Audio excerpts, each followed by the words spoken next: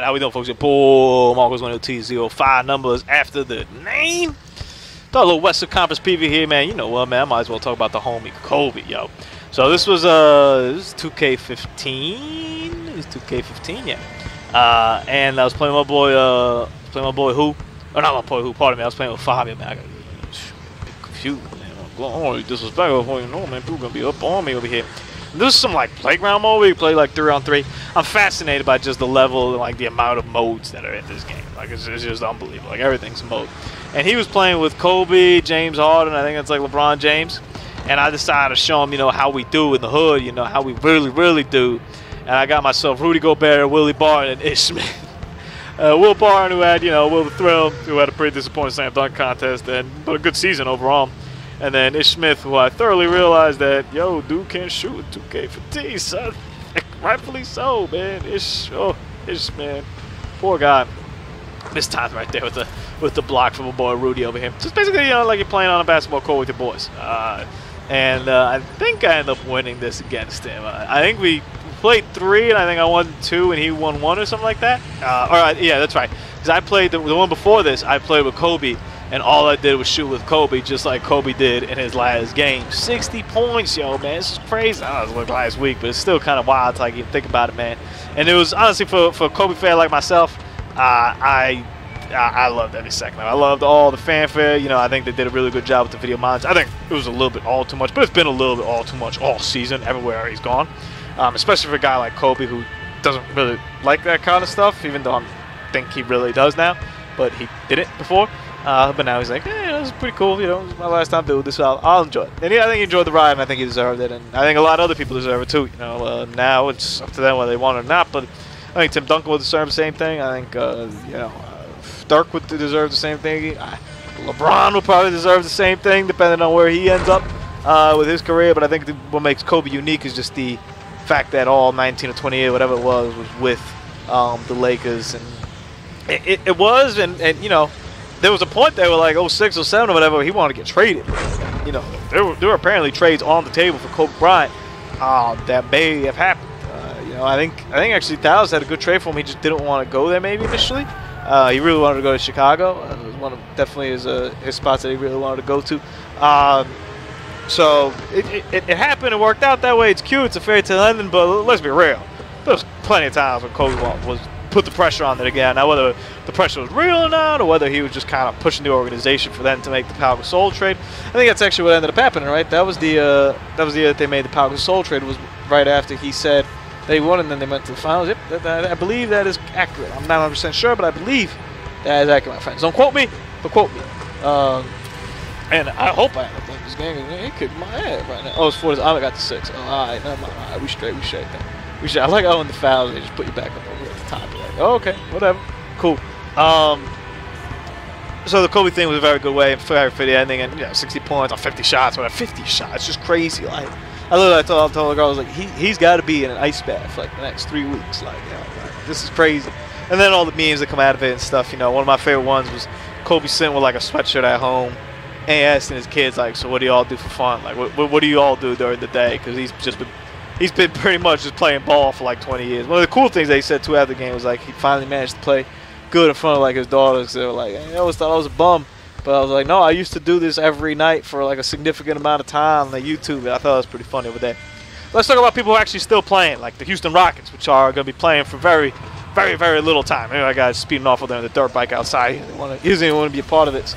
So Western Conference playoff scenarios right here, man. Now, I'm actually recording this Monday night, so I've only seen Game 1 of the series. I haven't really had the opportunity to play anything else or you know, watch anything else. So we're giving you a little sneak peek from the past about what's about to happen in the future. The Warriors could easily sweep the Rockets. Like, it's not even doesn't even matter. Now Steph at this point, he's got like a little bit of sore ankle or whatever. I expect him to play, and even if he doesn't play, it honestly doesn't matter for the series. It doesn't matter. It wouldn't change a single thing. Maybe Houston wins one in Houston if they get hot, but Stephen Curry does not need to play against the Houston Rockets at all. Matter of fact, I would play him, obviously. You know, he's the best player, and you want to play him. I would steer as much attention away from his possible, especially when Pat Beverly is guarding him. I'm just nervous that Pat Beverly will do something stupid, kind of like what he did to Russell Westbrook a few years ago, where he messed up his knee and he like won the whole playoff for us because he was going hard at a play. And it's not. I don't think it's 100% malicious of him. You know, it's kind of like the Vernon Maxwell kind of in him. He just goes, and it's not really necessarily that he's trying to hurt somebody, but the end result might be that. And I'm a little bit nervous about that. So I may not make him the focal point of my offense. I may try to emphasize a little bit more Klay Thompson, or maybe run some Klay and Draymond Green pick and rolls, which don't work 100% like they do with Steph, but they're still a very effective pick and roll option. I'll tell you what, to run someone effective against the Rockets, you don't really got to do much.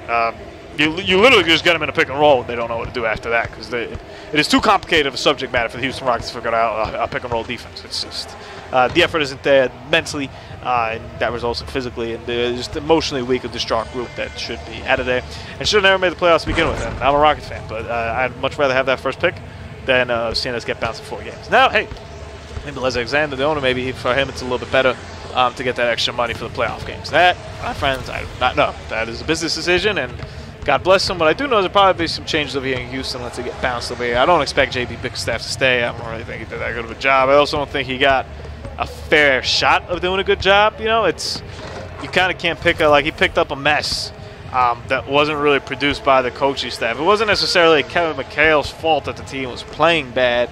He just ended up being the guy that had to take the sword for the team, or, the fall for the team. So it's a little comfortable about that. But let's keep it moving, man. I already spent like 6 minutes talking about the damn Houston Rockets, a team that should deserve a single second of attention on this channel right now. Maybe next year they deserve a little more attention, but not this year. No buenos this year. So Warriors move on that one. Fairly simple. The Spurs and the Grizzlies. I think it's the worst matchup the Grizzlies honestly could have had. I mean, maybe the Thunder would have been worse, but I think they could have hung with the Thunder just because they're kind of lax on defense. It's just a really tough matchup for the Grizzlies. They don't have the bodies. They're not good enough to play with them. They don't have the bodies to hang with them. I expect this one to be a sweep as well. And the only way it's not, honestly, if it's like Pop just decides to rest his guys like games. Like, you know what, man? I'm just gonna rest all my guys. Just send out their B team. Don't even worry about it. He's not gonna do that. It's the playoffs. He's not resting anybody. But it's a tough spot for Memphis, and it sucks too, because I mean, if that team were put together and were healthy like they have been, I definitely think, especially if they're in that 5th seed and they were the match of the Clippers. We've seen them play the Clippers a ton. I think they can still beat them. They've done it in the past. They haven't done it recently, but they stack up pretty well against them. But hey, no Marcus Gasol, no Mike Conley.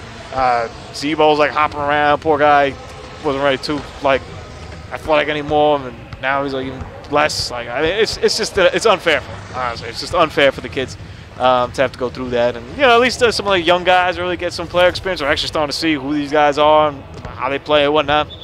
So at least you got that going for them. But in terms of actual production and whatnot, no bueno for the Grizzlies. The Thunder Mavs, I expect the Thunder to move on this series pretty easily as well. I think the Eastern Conference playoffs would definitely be tighter than the West, man.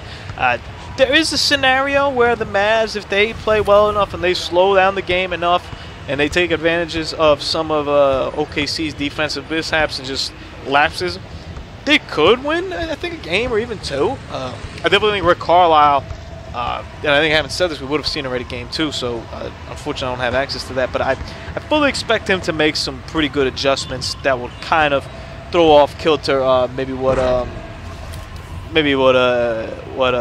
Billy Donovan had planned, or what the Thunder ran in the first game. But it's going to be really tough. I mean, they don't even got J.J. Barea. They don't even got Devin Harris. And they have a dead man's walking crew. Like, none of these guys are really, just alive to even begin with. Having said that, you got Dirk. You got a guy who's proven that he can do it. You got Wesley Matthews, who's just – it hasn't been there, right? Like, this year, I've watched him play countless of times. He sometimes is there. There's some parts of his game that seem to be well, but it's not really him. It's not the Wesley Matthews we've seen in Portland. He's missing a step, and I think that's just happening coming off an ACL thing. He came off really quick. I fully expect him next year to be a bounce-back year for him, but this year, I don't know. And you got Darren Williams, too, who's, what do you have, sports hernia was his deal or something? He's got something else over here. David Lee's got a plantar fasciitis, like a broken foot or something, man. Guy can't walk. Plantar fasciitis, I think, whatever it is. Zaza's coming off the bench. they literally have like 6 cats that are playing. Like, and you just can't hang with that. They got the, what is it, Justin Anderson kid that they got on their team, or Kyle's the one in the. I always get Kyle and Justin. I don't know. But they got one of those Anderson kids, or the funny kid, whatever. He's good. He's coming on pretty good, and I really like his game. But they don't got the bodies hanging with OKC in the long run. I could see it going 6. I could see them hanging 6 just between Saviness and Rick Carlisle. Let's not kid ourselves. Billy Donovan is not a good coach, so I mean he barely has figured out even staggering Westbrook from the Rams minutes, which is essential in life and anything. I think people who play 2K would even know that. Come on, man.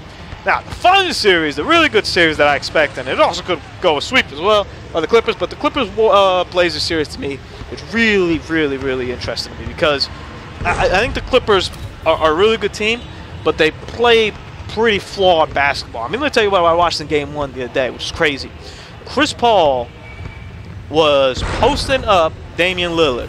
Now, that's not crazy because Chris Paul's strong, savvy, stronger than him. That's fine. I'm completely cool with that and him running the offense for the paint sometimes instead of from top of the key, throwing everything off kilter with the other team's not playing. No problem with that. What I have a problem with is he was backing up Damian Lillard in the post, and then DeAndre Jordan was like standing at the top of the key, and Blake Griffin was like standing at the three-point line as his outlets.